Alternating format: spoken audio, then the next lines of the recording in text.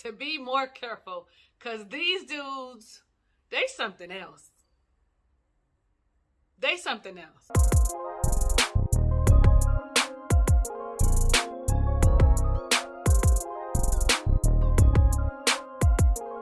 What's up? How you doing, Ray of Sunshines? I am your girl, Talisa Ray, wife coach. We are reviewing Ready to Love Season 6, the Potomac season, episode number 6, the backup plan. I was going to say the breakup plan. The backup plan. I'm going to have to try and get live, like maybe during the week, because I'll be doing Sundays at noon now, PST, with Jack and Glenn on Married at First Sight over at their channel, with Jack and Glenn, August Love Story, and Chloe Johnson herself. We're all over there chit-chatting about Married at First Sight. So if you watch that, head over there on Sundays, noon PST, and check us out. Anyway, so we start off at the Gentleman's Lounge. And Tommy's all like, okay, you know you got a connection with one. Take out your second option, your number 2, boo. Like, all right then. So we see Eric first and Carmen, and he takes her out. So I'm like, oh, well, in the kitchen you said she was your number 1. Now she your number 2. But while we having the conversation in the midst of you telling her she your number 1. I'm confused, Eric. You are confused. What is the point of you being here? Because you a celebrity chef and you want more people to be cooking for? Because right now you seem like a flip-flopper. And when you went to rub on her or she rubbed on you, for me, it was really awkward. It did not seem like there was a connection jumping off the screen. It was almost like you two, because you're a friend, talked about it before and just decided, you know what, we really don't like nobody here. So we're going to just stick together. So he let her know, you know what, I kissed Jakia. She leaned in and kissed me. You know, as if he didn't want her. You know what I'm saying? Like, I don't like it. I don't like how he has flipped the script. He changes his mind according to the weather, according to which lady he talks to. I don't like that. I don't like that. And I really keep looking at not Jakia, but Carmen, and I see that she, you know, has like a side talk out of her mouth, and I wonder if she's like a stroke, would you call them a survivor? Or is that just genetically how her mouth does? Anybody know? Did she ever mention it? Let me know down below in the comments. So we look a little crooked, so let me see if I can fix it. Okay, I think that's a little better. How about you? You think that's better? I think that's better. So then we see Demetrius and Christina or Tina, whichever one she's going by this episode. And when I say she came in strong, like she was like, listen, what you want to go out with me for? I mean, it looked like you already got a connection. And I'm, you know, pretty much dating with discernment. I guess she means with a purpose. Because discernment tells you ahead of time whether or not you should be in that situation. So if you're using discernment and you feel like he's got a connection because nibbling ears and kissing on mouths, then you wouldn't even be having a conversation with him. But that's just me and how my discernment works. I don't know about all that. But she does ask him the question like, okay, so do you have room? What is your intent? You give me player vibes, homie. Like, I need to understand because the ladies got good things to say about you. I think what they're saying is that he's attractive. Shucks. I cannot think of her name right now off the top of my head, but she's a ray of sunshine. And baby, let me tell you, she said that he reminds her of Funky Dineva. I can't unsee it. There it is. Funky Dineva. Every time I look at him. Like, they could totally be related. Anybody know, is they related? Because they totally could be related. And now I can't unsee it. I can't unsee it. I don't know. But as conversation continues, she kind of relaxes a bit when he's all like, I have room for other connections. I like you. I'm interested in you. You know, she's like, you know, you're very attractive. And I need to find out that if there's something more, which I'm glad. Because sometimes we be blinded at by how good somebody looks, how their packaging looks. And he goes on to say to her, you know what? I've done the work. All I can hear in my head is J-Dub saying, what does that mean? So he went ahead and he said, I've been to therapy. some other things. I think he said, I've worked through my emotions. I know how to, I don't know what he said, but he gave 3 or 4 reasons. I might have wrote them down, but I'm not finna look. And I'm just all like, they seem to be vibing. He seemed to be liking her. And I think Tina is pretty. And what I've come to realize is the lighting, because Precious makeup looks horrible all the time, like the color. So they're not color matching for the lights, the bright lights that they're going to be under. So does Jakia's, her makeup always looks off. So it's not just Tina. I'm hoping that they get to use their own makeup artists for the finales. Anyway, the reunions. Anyway, they both, first time, we've really actually been hearing Demetrius speak was these last 2 episodes. I guess he figured he better get a move on it, that he ain't going to be able to lean on his attractiveness. And some of y'all don't find him attractive. So that's the whole thing too. But nonetheless, he said, my intent is when this is over that I would have me a wife. I'm looking for a wife.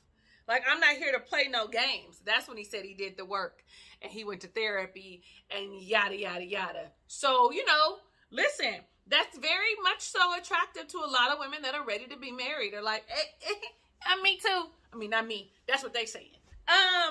So she says, though, for her, that she's looking for someone who's compassionate, vulnerable, who is emotionally available, open and honest. Emotionally available. What does that actually mean to you when you want someone to be emotionally available? Is that just them being present for you? Men, women, y'all tell me down below in the comments. You are Radio Sunshine, so I'm asking you. What does that mean to you, emotionally present? Does that mean he could be not with you, but provide you the support that you need? Explain that. I know what it means to me, and I don't want to influence you on my thoughts, but I want to see what it means to you. I think part of being emotionally available is being vulnerable. For me, that's part of, after I just said, I ain't gonna tell y'all, I go and I tell y'all. So we're gonna keep going. Wait, let me make sure. We're gonna keep going and look at Donovan. Donovan is new to the game. So he's like, I'm playing catch up. I'm behind the curve. So he went on 3 dates with Jakia, with Sabrina, and with Carmen. These fellas like Carmen. And all the fellas said the same thing, that there is some sexual pull with Carmen. Why? Because it is bleeding out of her pores, her sexuality and sensuality. And I don't mind that at all. But I want her to show them that there is substance behind all that sexiness. You know what I'm saying? I'm all for it, honey. You be sexy. Live in that space. But also show me what else is there. I was so bored with him and Jakia, I just realized that they not a match. That's what I wrote. They not a match. This is just like a get to know you conversation. I didn't see any sparks, any energy. But Sabrina, we learned that I don't remember her. I knew she was divorced, but I don't remember that it had only been for 5 months. Now that's not really an issue, but it could be. Like, are you going to bring any of those things from your 10-year marriage here? But most likely, if she's the one that asked for the divorce, she was probably done 2 years ago. Or it's just been a process. So maybe I'm finished in 5 months, but understand that maybe I've been actually divorced for 5 months, but we've been separated for a year, or that the process has taken all this time. I think it's at minimum 6 months for your divorce to be finalized. So that's 11 months. So let's give her a little break, because I can hear y'all now like she ain't even ready. She seems to be ready. And the thing she said was, where else could you be and date multiple people like this and it'd be okay? Everywhere. Even in one-to-one relationships. If you aren't married yet, or have decided that the two of you are committed to one another in a one-to-one relationship, guess what? You can date other people to make sure that he or she is the one that you want to be with. The only thing that I would say and recommend is that you be honest, upfront, and transparent about that, so somebody don't think that you just dating them and then they see you out, you with Keisha out, and then they coming up like, you with me. No, now see, I told you that I was dating other people. Not only that, if you ask me, I'm going on this date with this person. Doesn't mean I don't like you. It just means I'm exploring my options. Anyway, do what makes you happy. Make sure you're making the right choices for you. Off that soapbox. He said, I saw you nibbling ears and stuff. You know what I'm saying? I just want to know, is there room for new connections? And she said, yes, that there is. I was really shocked that she would. But not really, because Torri is kind of low-key out. Torri works my nerves. I'm going to tell y'all why in a second. But, there is room for more connections, is what she said, because she's vibing with him. It's a whole different vibe. You can see it. And the thing that she said, if I have a couple more drinks, would I possibly sleep with this man? Great indicator of whether or not you like him physically. But if he checking other boxes and making you laugh while you sitting there, it's definitely worth exploring, Sabrina. High five. Carmen don't want no kids. Sabrina does want kids. Carmen don't want no kids. And again, I went back to the whole, their sexual tension is what he said between the two of them. It's got to be more than just sexual tension. Are you intellectually stimulating?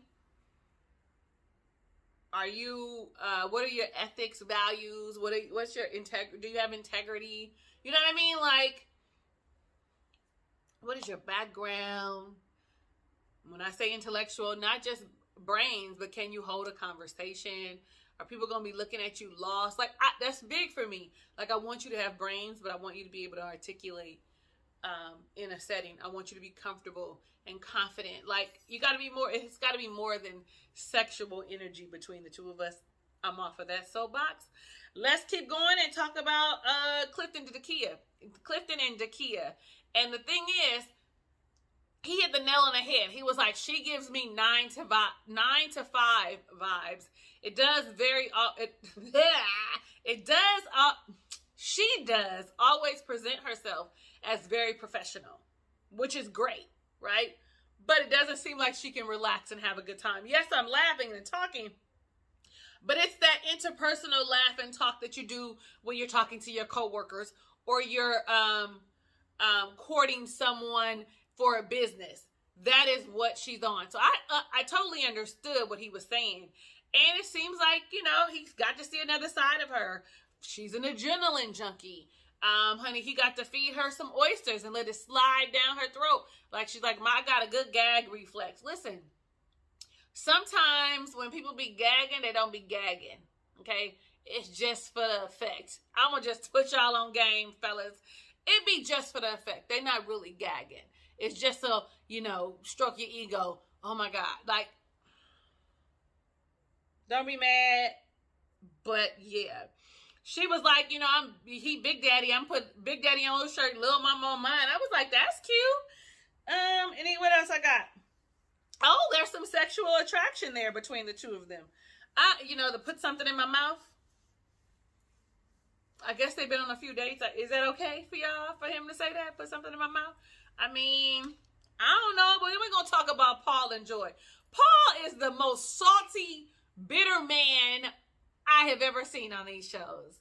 Tell you why in a second. So they get a date. He was like, I need to see if there's something more than just a platonic situation. We had a connection originally, but they sit there the whole time and talk about their other connections. She pretty much like, I like who I like. And I don't see nothing wrong with her saying, I like who I like. I'm honing in on Clifton. That is my number one. I don't like nobody else. She has made her decision. She has decided that on episode 6, I'm going to put all my eggs in one basket. And it's the Clifton basket. I want everybody to know that I like Clifton and I'm coming for him. Please, you are on notice. And evidently, the notice was served because remember, Carmen was uncomfortable when she came over and gave him that kiss, okay? So, she did what she was supposed to do. And I can't really be mad at her at 6. About 7, they about to start weaning the people down. So, I really can't be mad at her for deciding to choose him. Are y'all mad?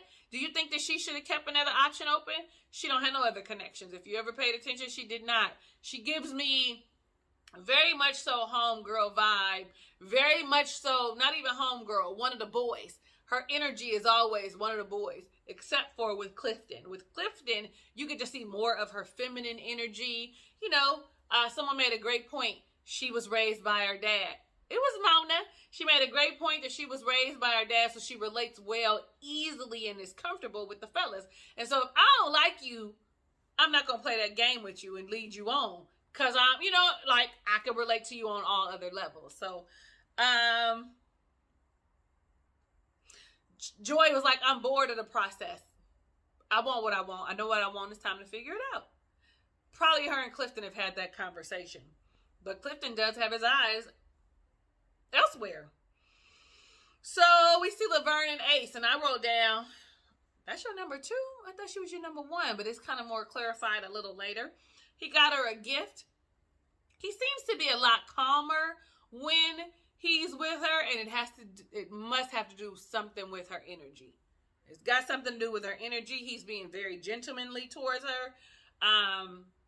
Put the napkin down and all that stuff, and her love language is acts of service. So him rubbing that lotion in, though it's a gift, it was an act of service because you know that I like things about for my skin and all that. Also, when you think about the napkin on the lap, acts of service, like take my trash out, bring me some food, cook dinner for me, bring me some water after sex, make me a sandwich. Like those are all acts of service. And so as a person with that as my second love language, I tend to always do acts of service. So if you get a gift from me, dear future baes, if you get a gift from me, it's likely something that you said you needed. So for me, it is an act of service. It's not necessarily a gift. I hope that makes sense. Nonetheless, she says she's a planner when it comes to like dates and stuff. That she and what we've seen, the theme for Laverne is he needs somebody that is going to take charge. That's going to be able to reel him in and gonna take charge. So I want to know, how good are you at planning dates? Like, I'm always take charge and control boss babe, right? So I do have a tendency to sit back and want someone else to plan a date. But I can plan a date. It makes me a little nerve-wracking because I'm a recovering people pleaser, so I want to make sure that they're going to enjoy the date. I really want them to be able to rave about the date. So it just kind of, it's always a catch-22 for me. I can plan a date, no problem. But I'm constantly in my head about, are they going to like it? So what I've decided, I think it was maybe a couple months ago, I decided, yes, they're going to enjoy the date because they're in my company. And that is what I stick with. Regardless of if I say, we're just going to walk around in the park, get a little exercise, be in each other's space because quality time is my jam, right? We go sit down and eat a hot dog or whatever, feed the ducks or whatever. Quality time is my jam. And so I've decided that when you go on a date with me, future bae, understand that I'm thinking of you, but I'm not going to toil over it because you're going to be in my company and we're going to have a good time. This ain't about me. Are you a planner? That's what I asked you. And I just really feel like he solidified his space. That's what he wanted to do. He decided, I'm going to hold on Ace. You can say I'm yours. I'm going to say you mine. You know, that whole possessive shit, ownership. I don't know. But, yeah. So, I'm just saying, like, he decided, you know what? This is a surefire bet. And this is what's going to keep me here. I don't know, Laverne. Ladies don't like you. Don't seem like the fellas either. But then we see Torri and we see Precious. I wrote down, Torri was pouring it on thick with Precious. And it has a lot to do with his insecurities when it comes to his relationship with Sabrina. Also, though, I'm tired of him talking about rearranging kidneys. The kidney rearranger thumper or whatever. Sir, I don't want my kidneys rearranged. I don't want that. I don't like that. That's not attractive to me. I want sex to be sensual. I want it to be enjoyable. I want it to be passionate. And you talking about rearranging my kidneys and ovaries and uterus and all that stuff, guess what? That sounds really painful. Does not seem like something that I would enjoy. And I really want you to quit telling women that, Torri. I know that you hear that women like men, you know, that are well endowed. There are some that love that. So they think until they getting banged out. And listen, I want it to be enjoyable. So if you are well endowed, make it enjoyable. Don't be talking about you finna rearrange my kidneys. That does not sound fun at all. I say it every time anybody is like bragging on their anatomy. I ain't here for it. But I ain't on the show. Torri ain't talking to me. And the only thing I like about Torri is his locks. They are beautiful. They are neat.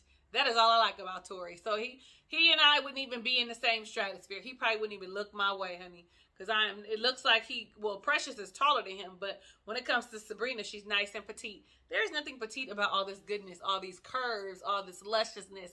So I just need to just mind my own business. But I'm just going to let you know, that's something that women really ain't here for, rearranging the kidneys.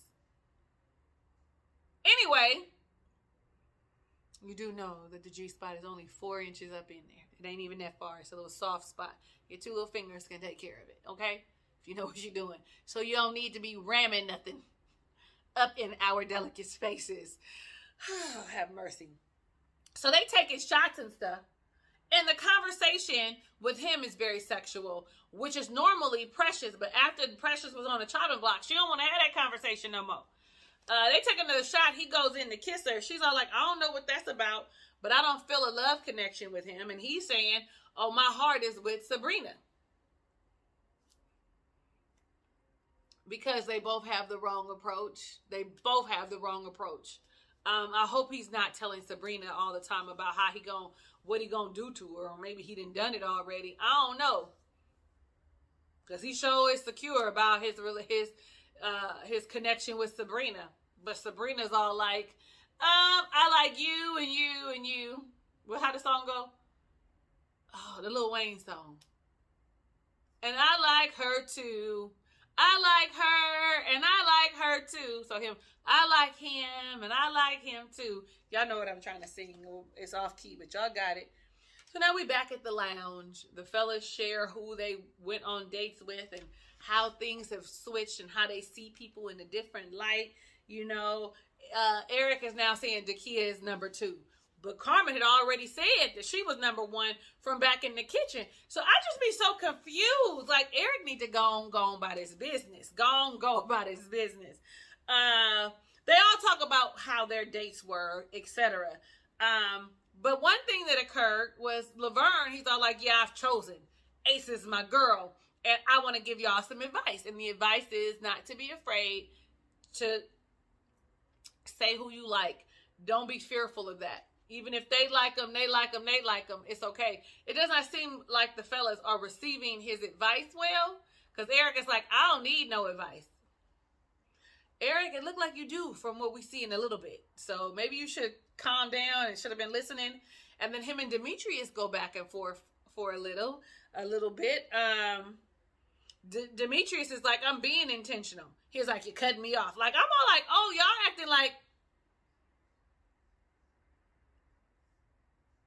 child school, grade school. There we go. Grade school little girls. What are we doing?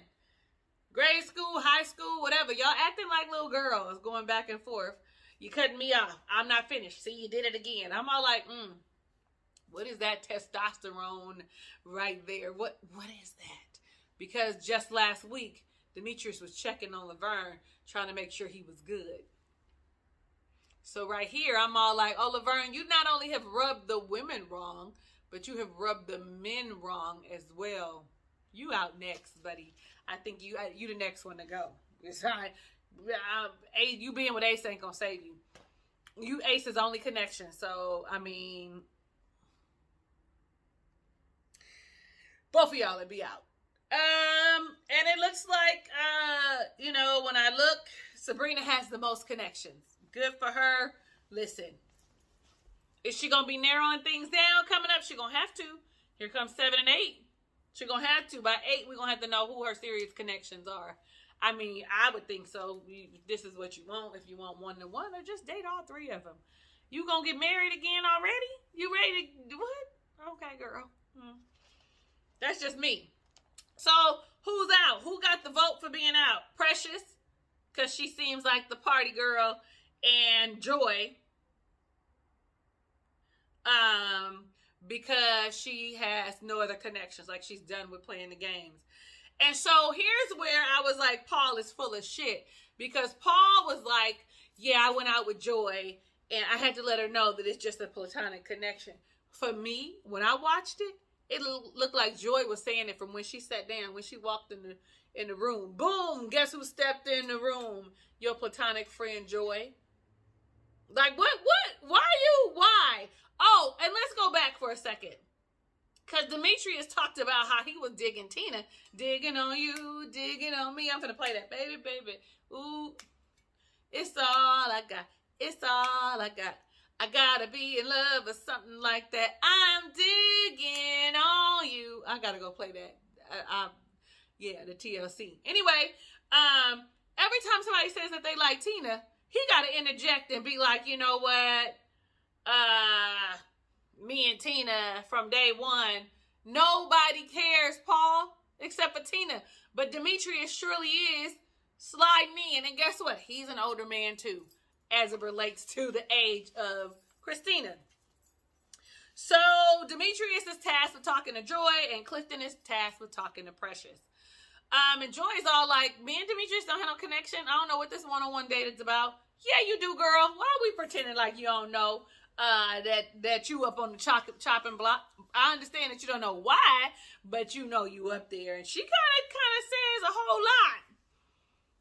She says a whole lot. Because he says, do you think that there's an option for you and I? She straight up was like, nope. Because number one, she sees through him, and she feels like maybe you want to play the game. Because she says that a little bit later. So maybe that's the theme. She lets him know, I'm locked in. The end. I don't want to play this game. I'm locked in. And then looked at him and said, do you have any people that you really like? I thought that she was going to go with, so you would understand what I'm saying. If you have someone that you really like, and if you could lock in with them now, you would. That's where I thought she was going. But that ain't where she went. She was actually like, you just here playing the game. You like Carmen. You just here to play the game, honey. That's pretty much what she said in a nutshell. Felt really bad about it after, but not really. Because, and because he told her, some of the guys think, you are already locked in. You don't have any other connections. So, we kind of out. But you still here. She said, you could tell she was salty. Like, and the thing is, we don't see the men, like, fighting, you know what I mean? Like, pleading their case of why they should stay. We don't really see that with the women either. And I would actually like to see all the conversation, not just the bits and pieces, because it seemed like the conversations must really be juicy in there. But then, meanwhile, Clifton is talking to Precious, and she says it's just something doesn't feel right. She knows it's over. She's smart. She didn't send two people home, so she understands the process. And pretty much they say, well, you're a party person, and these people are ready. And she's like, no, there's one person who is spreading that narrative that is untrue. Demetrius. So I was like, oh, maybe he is related to Funky Dineva and is messy. I don't want to say Funky Dineva is messy, but y'all know what I'm saying. Come with the gossip, got all the tea. You understand what I'm saying? So maybe so. If that's true, we don't know. It's all hearsay. But, she's all like, he's like, Clifton, your time has ended here, or the process has ended. Well, I don't know what the words were he used, but they were very kind words. They weren't, you're not ready to love. It was the process has ended for you here. So they give us a little 2-minute, peek into next week, starting with the ladies' lounge. And there is an issue that has happened with Jakia and Eric. And I sure in the hell wish I knew what it was. Does anybody already know? Y'all let me know down below in the comments. Because she said, I don't want to date him anymore. He is not a viable option for me. I do not like what he did. I want to know what it was that was done. Don't you? If you already know, let me know down below in the comments. But until then, we'll just have to wait until next Friday. I am your girl, Talisa Ray. Thank you so much for watching my review of Ready to Love, the Potomac season, the backup plan. If it's your first time here on my channel, click the subscribe button and become a ray of sunshine. Next to that button is the notification bell. You're going to want to be notified when I upload videos because sometimes they're on time and sometimes they're late. Like this one is hella on time. Share this video with your friends so they can come in and kiki and haha with us. Down below in the comments. Like, let's have a conversation down there. What you think? I think that's a good idea. Like this video because you like me. You like that I'm actually pretty much on time. Like it because of that, okay? I love you in real life and want every good thing that God has in store for you. Even if you don't know what that is for yourself. Hugs and kisses and lots of love. I'll catch you on the next review.